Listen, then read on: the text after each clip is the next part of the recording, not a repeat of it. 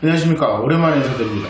피부하는 의사 데일리필원의 원장 허준입니다. 반갑습니다. 네, 요드름은 다른 피부병들하고 가장 큰 차이점이 뭐냐면 피지입니다. 코메도라고 불리죠. 그럼 피지가 생겨져 있으면 여드름이고요. 피지 없이 다른 그냥 올라오고 염증이 생기면 모낭염이죠. 모낭염이나 뭐 피부 염증, 연조진 염 이렇게 부르는 피부염이 되겠고요. 제일 핵심은 피지입니다. 피지가 그 핵심이고, 그럼 피지가 막 올라오게 되는 원인을 생각해 봐야 되겠죠. 첫 번째는 우리가 청춘의 꽃이라고 부르지 않습니까?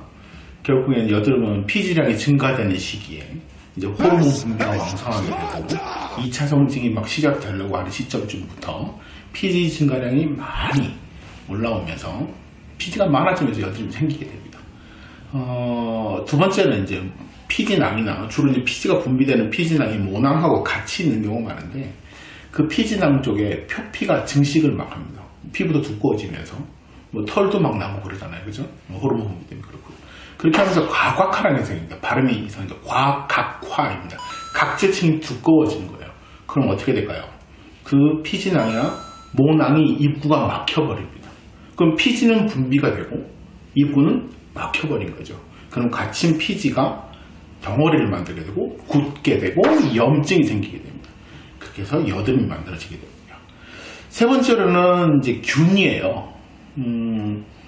피아크네라고 불리는 이제 여드름 균입니다. 프로피오니 박테리움 아크네 뭐 이렇게 불리고 이름이 좀 어렵죠. 그래서 피아크네 이렇게 부릅니다.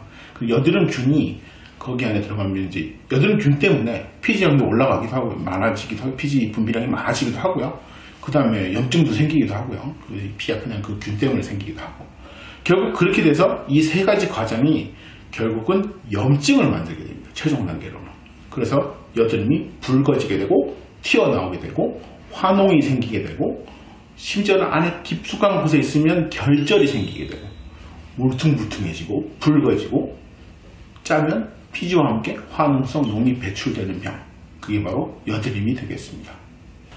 여드름이 결국 생기는 게 피지라고 그랬잖아요, 그죠? 그 피지가 안에서 이제 굳으면 면포라는 얘기를 많이 들어보셨을 거예요. 면포가 하얗게 안에 갇혀가지고 올라오는 걸 폐쇄면포라고 부르고요. 끄트머리가 노출이 돼서 까맣게 올라오는 거 블랙헤드 얘기 들어보셨죠? 그건 이제 흔히 말하는 화농성 피지, 산화 피지가 보이면 블랙헤드, 이제 백색 면포, 흑색 면포 이렇게 부르기도 하고요. 그런 면포가 있고, 그런 면포들에 의해서 생겨져 있는 부분이 가만히 있으면 그냥 약간 얼굴이 약간, 그죠? 면포가 오돌도돌하게 보이거나 하얗게 보이거나 아니면 까만색 블랙헤드가 있으면 작거나 하면 되겠죠. 그 다음 단계가 이제 문제입니다. 아까 제가 말씀드렸다시피 결국 어떤 세 가지 원인에서 생기는 게 염증이라고 했잖아요. 염증이 생기면 첫 번째는 붉어지면서 약간 올라오는 단계가 있습니다. 그걸 구진이라고 불러요.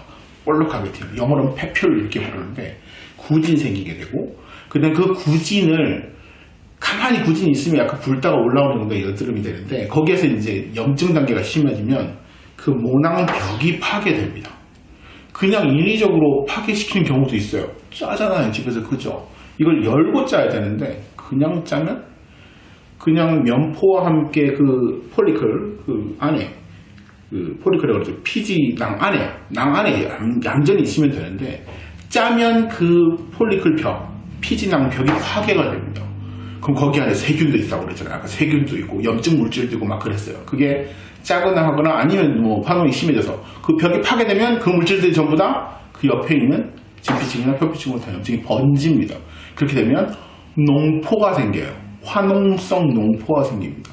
그게 표피에 있으면 그렇게 화농성 농포가 되는데, 피지낭이 깊거나 아니면 과각화가 너무 심하게 돼가지고 안에 갇혀져 있는 면포가 굉장히 컸어요. 그럼 안에 굉장히 깊숙하게 박혀 있을 수 있겠죠. 그러면 그게 결절이 됩니다.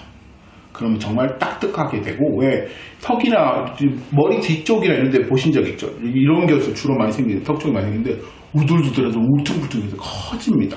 자, 그런 것들은 정말 이제 적극적으로 치료를 하셔야 되는 단계로 넘어왔다, 이렇게 보실 수 있겠네요. 여드름은 꼭 짜야 합니까? 예, 짜야 하는 건 반드시 짜야 합니다. 반대말로 하면 짜지 말아야 할 것을 짜면 난리 납니다. 그거를 이제 우리 관리사 선생님들이 저희 피부 클리닉에 계시겠죠? 그분들이 여드름 관리를 하시거든요. 그분들이 실력이 있고 없고 가장 큰 먼저 기초 상식이 뭐냐면 짜야 할 것과 짜지 말아야 할 것을 구분하는 겁니다. 자, 근데 제가 이제 실력이라고 얘기했잖아요. 집에서 혼자 짜면 과연 그걸 잘 구분하실 수 있을까요?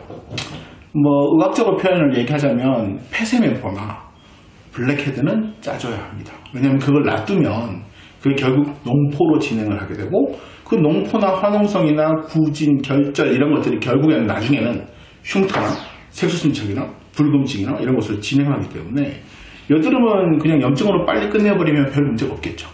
근데 그게 이제 흉터로 가면, 붉은기로 가면, 색소침착으로 가면 합병증이 생기게 되는 원인이 되니까 그런 것들은 적극적으로 짜야 합니다.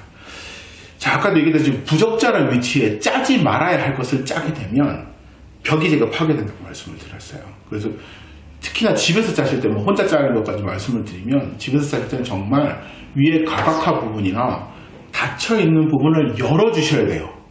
자, 그래서 힘들겠지만 바늘이라든지 어떤 날카로운 기구를 이용해서 그 폐쇄면포나 화농성, 뭐 블랙헤드도 마찬가지인데 위쪽 열어주셔야 됩니다. 그리고 짜야 나오잖아요. 그러면 별 문제가 없습니다. 그리고 연고 발라주시면 돼요. 그런데 그걸 안 하고 열지 않고 모든 걸 다 무슨 기구나 요즘 뭐 그런 거 때문에 이렇게 짜시잖아요. 그럼 이제 아까도 말씀드린 염증 물질이 피부로 막 번집니다. 그러면 정말로 화농성이 되고 흉터가 되고 합병증을 본인이 만드시게 됩니다. 그래서 꼭 그런 걸 안 하셨으면 좋겠고요. 특히나 그냥 짜시는 분들 있죠. 손도 안 씻고 큰일 납니다. 2차 세균 감염돼요. 기부도 소독 잘 하셔야 되고요. 짤 때도 잘 열어주셔야 되고요.